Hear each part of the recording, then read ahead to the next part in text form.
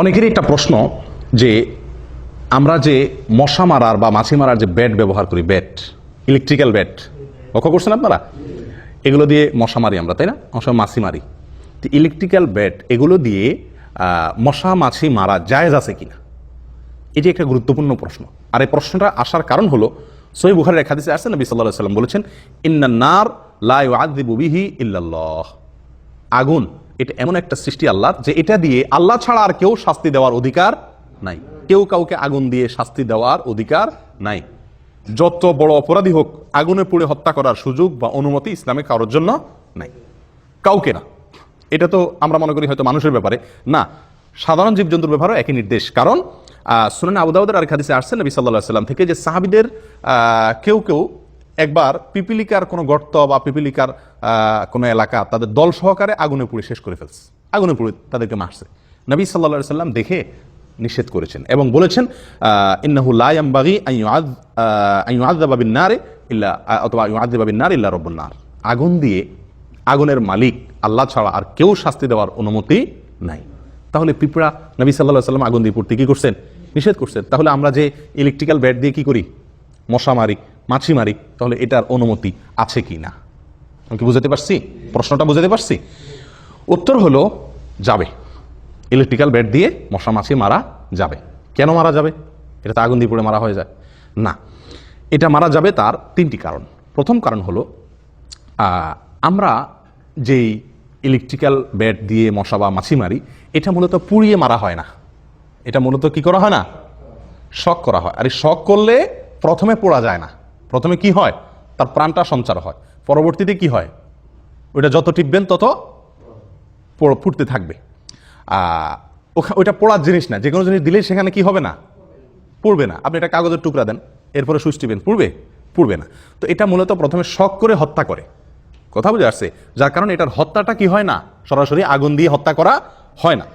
এটা একটা বিষয়। আরেকটা হলো হাদিসে আসছে, নিষেধ আসছে হলো কাউকে বা কোনো ব্যক্তি, কোনো বস্তু, কোনো পশু পাখি, কোনো জীবজন্তুকে শাস্তি দেওয়া নিষেধ আগুন দিয়ে। আপনি যে ইলেকট্রিক্যাল ব্যাট ব্যবহার করে মারছেন, এটা শাস্তির জন্য মারছেন না। এটা কেন মারছেন? আপনার নিজের ক্ষতি, তার ক্ষতি থেকে বাঁচার জন্য। এটা শাস্তি না। শাস্তি এক জিনিস, আর ক্ষতি থেকে বাঁচার জন্য, আত্মরক্ষার জন্য মারা আরেক জিনিস। কথা বুঝতে পারছি? তাহলে এটা হাদিসের আওতা পড়বে না। নাম্বার 3, আপনার বেশিরভাগ ক্ষেত্রেই আপনার এই ধরনের মশা মাছি এগুলোকে এই ধরনের কোনো কিছু দিয়ে না মারলে সাধারণত এগুলোর থেকে আর আত্মরক্ষার অন্য কোনো কার্যকর উপায় থাকে না।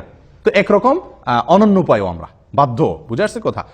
যার কারণে ওলামায়ে কেরাম এটাকে অনুমতি দিয়েছেন। শেখ ইবনে উসাইমিন রাহিমাহুল্লাহ এটাকে জায়েজ বলেছেন, সালেহ আল মুনাজ্জিদ হাফিজাহুল্লাহ জায়েজ বলেছেন, অনেক ওলামায়ে কেরাম এটাকে জায়েজ বলেছেন এই সমস্ত কারণের ভিত্তিতে। প্রথম কারণ হলো এটি সরাসরি কি হচ্ছে না, আগুন দিয়ে পুড়ে মারা হচ্ছে না। দ্বিতীয় হলো আল্লাহ তাআলা নিষেধ করেছেন তাদেরকে শাস্তি দেওয়ার জন্য। শাস্তি দেওয়া ভিন্ন জিনিস, আর তার থেকে আত্মরক্ষা আরেক জিনিস। আর তৃতীয় কথা হলো এটা এক ধরনের নিরুপায়ও বটে আমরা। কারণ হলো এই সমস্ত মশা মাছি এগুলো থেকে বাঁচার জন্য অন্য কোনো কার্যকর উপায় এত বেশি থাকে না সাধারণত। এগুলো দিয়ে যত সহজে তাদেরকে শেষ করা যায়। শরীয়ত আমাদের সুবিধার জন্য মানুষের ক্ষতি থেকে বাঁচার অধিকার মানুষকে দিয়েছে। এখন এগুলো আপনার ক্ষতি করবে, আপনি এগুলো আর মারতে পারবেন না, এটা না, মারা যাবে।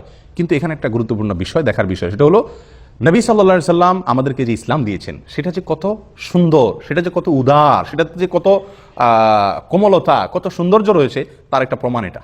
কেন? কারণ নবী সাল্লাল্লাহু আলাইহি সাল্লাম এক হাদিসে আসছে, তিনি বলেছেন, ইযা কাতালতুম ফাহসিনুল কাতলাহ ওয়া ইযা যাবাহতুম ফাহসিনুজ যাবিহা।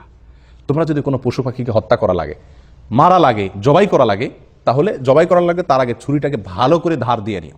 তিনি নির্দেশ করেছেন ধার ভালো করে দিয়ে নিবা। কেন? যাতে করে ওই পশুটার জান বাইর হইতে খুব বেশি সময় না লাগে, তার কষ্টটা কম হয়। আল্লাহ তোমাকে তার গোশত খাওয়া হালাল করেছেন, এই জন্য তুমি জবাই করতেছো, কিন্তু যতটুকু প্রয়োজন তার চেয়ে বেশি কষ্ট তাকে দিও না। কত সুন্দর ইসলাম! বিভিন্ন ধর্মে দেখবেন এক কোবে কাটার নির্দেশ। হ্যাঁ, এক কোবে কাটে, তারপরে ঝুলায়া কাটে, পিটায় পিটায় কোবায় মারে। অনেকভাবে হত্যা করার কালচার আমরা দেখি।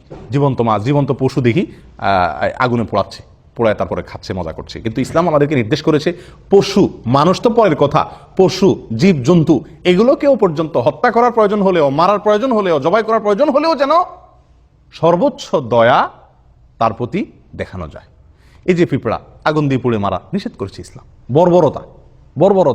বর্বরতা ইসলামে নাই।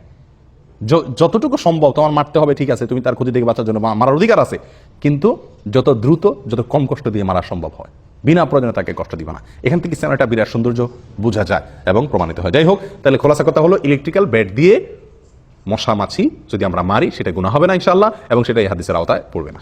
আল্লাহ তাআলা বোঝার তৌফিক দান করে।